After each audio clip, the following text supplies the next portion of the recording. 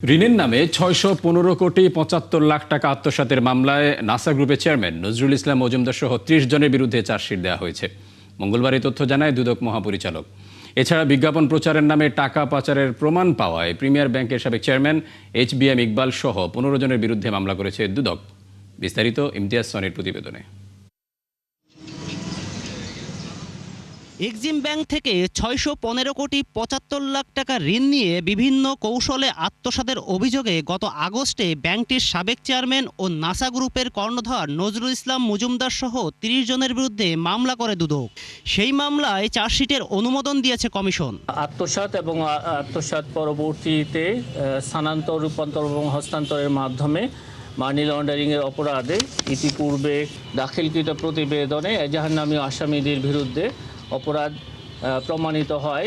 এজাহার নামীয় সকল আসামির বিরুদ্ধে চার্জশিট দাখিলের সিদ্ধান্ত গৃহীত হয়েছে। এদিন বিজ্ঞাপন প্রচারের নামে ৮ কোটি ১৭ লাখ টাকা পাচারের প্রমাণ পাওয়ায় প্রিমিয়ার ব্যাংকের সাবেক চেয়ারম্যান HBM ইকবাল সহ ১৫ জনের বিরুদ্ধে মামলা করে দুদক।